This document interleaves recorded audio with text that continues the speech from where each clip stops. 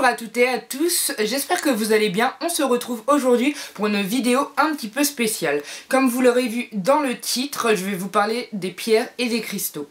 Vous avez été nombreux et nombreuses à me poser des questions sous les photos de pierres et de cristaux que je postais sur Instagram. D'ailleurs, si vous n'êtes pas encore abonné, je vous mets mon compte Instagram juste ici. Donc je vais vous parler des pierres et des cristaux que je possède, l'utilisation que j'ai avec ces pierres-ci. Je ne suis pas spécialisée en lithothérapie, mais je peux quand même vous dire à quoi servent certaines pierres et l'utilisation que j'ai avec ces pierres. Donc on y va de suite. Je vais commencer par l'améthyste, qui est une pierre que je possède depuis très longtemps. J'ai commencé avec ce collier-ci en fin de primaire, début du collège. C'est un cadeau de ma mère et je pense que ma mère a eu une très bonne intuition en m'offrant ce collier, étant donné que j'étais une enfant ultra stressée. Enfin, je dis que j'étais une enfant, mais je suis toujours une adulte ultra stressée aussi, entre hypersensibilité, qui était à l'époque inacceptée, et donc du coup qui se transformait plus en colère, en stress et en incompréhension de tout ce qui m'entourait, etc. Et en même temps, ça a des vertus purifiantes, donc calmantes, d'avoir aussi un rééquilibrage émotionnel, et en même temps de calmer les peurs. Donc c'est vraiment une pierre que j'affectionne énormément.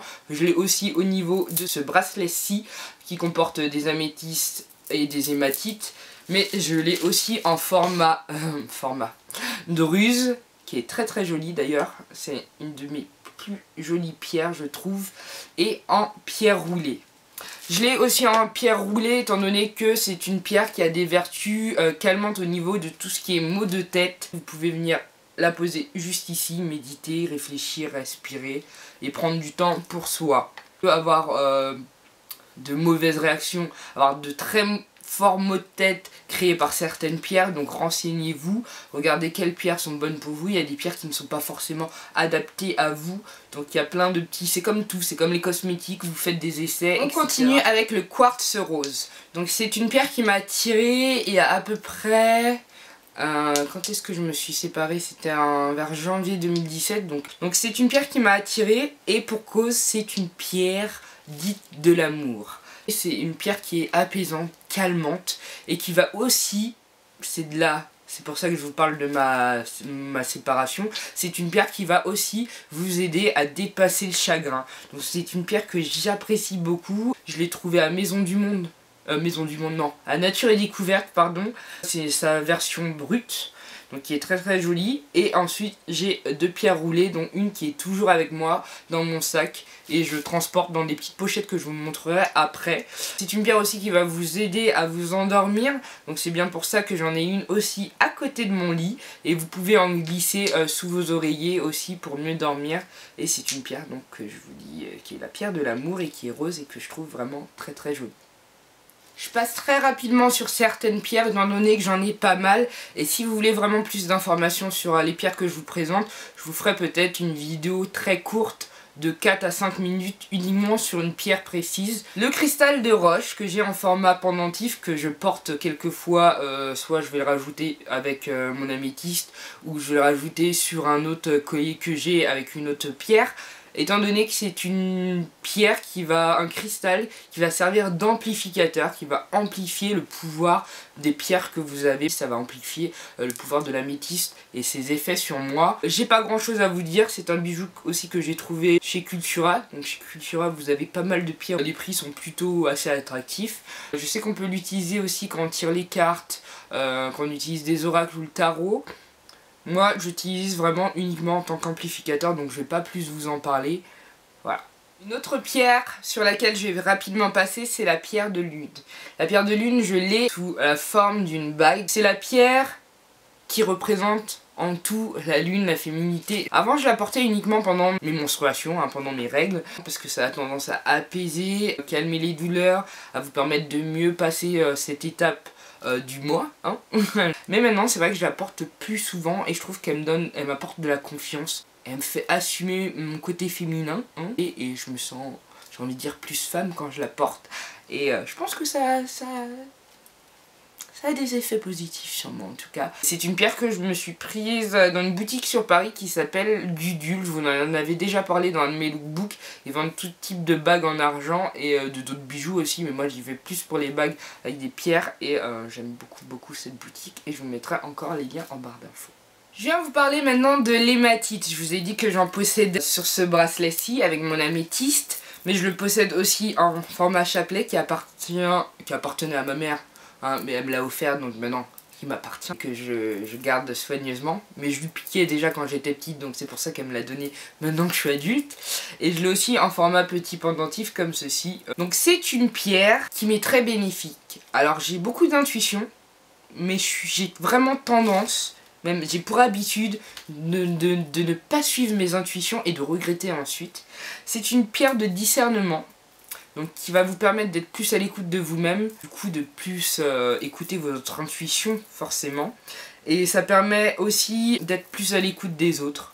Bon, ça je le suis beaucoup. Je le porte pas tout le temps, mais je pense que, surtout en extérieur, parce que des fois j'ai tendance à plus penser aux autres que penser à moi et de m'oublier moi-même pour faire plaisir aux autres. Donc voilà, ça va permettre de suivre, vous permettre de suivre vos intuitions, d'écouter vos intuitions, de vous écouter vous-même et donc en fait d'être en accord avec vous-même aussi. Je vais maintenant vous parler de l'Olite. Par le biais de ce petit bracelet qui s'appelle Olite et Bouddha, que j'ai reçu de la part de l'Académie du développement personnel via le site Evency. Le bracelet est vraiment super joli, donc c'est pas uniquement que des pierres, hein, comme je vous ai dit. Vous avez un petit Bouddha et vous avez des petites pierres ici, des petites perles Fantasy. C'est une pierre l'Olite qui va vous permettre de vous apaiser au niveau émotionnel, qui va vous permettre de communiquer aussi avec les autres. Parce que quand vous êtes stressé aussi, des fois vous avez aussi des difficultés à communiquer avec les autres.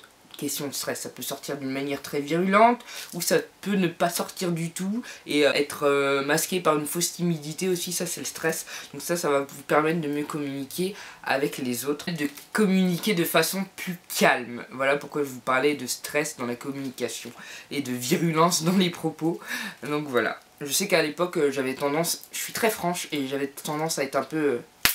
Voilà quoi, je viens de me tuer les doigts en faisant ça, mais bon bref. Maintenant j'ai tendance à le dire avec un peu plus de douceur, mais avec tout autant de franchise, mais bon, ça passe ou ça passe pas. C'est une pierre qui a, malgré sa couleur, parce qu'elle est blanche et noire, elle est une pierre qui va vous booster et va vous pousser à aller jusqu'au bout pour atteindre vos objectifs aussi. Donc c'est une pierre que je porte énormément en ce moment parce que j'ai beaucoup de projets. J'ai intérêt de me bouger le cul, à faire plein de choses que je n'ose pas faire ou que j'ai peur de faire et je me bloque pour rien du tout. Donc vraiment c'est une pierre que j'apprécie énormément.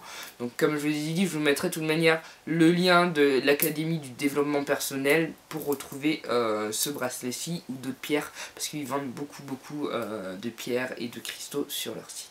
Je viens vous parler maintenant de la Célestine. C'est une pierre que j'ai depuis très peu de temps étant donné que c'est une des pierres que j'ai achetées durant le salon Zen qui a eu lieu il y a quelques jours de cela sur le stand de Let's Play the Moon qui vend des pierres et des cristaux. La Célestine est une pierre qui, vous le voyez par sa couleur déjà, va apporter le calme et la sérénité. Donc c'est une pierre par laquelle j'ai été attiré. C'est une pierre que j'ai posée, repris, redéposée, repris, fait le tour du stand, repris, redéposé, refait le tour du stand, repris. À la fin je me suis dit bon, je pense que j'ai compris, je vais la prendre. Hein. Vous voyez mon côté indécis qui ne suit pas ses intuitions, c'est exactement ce schéma là.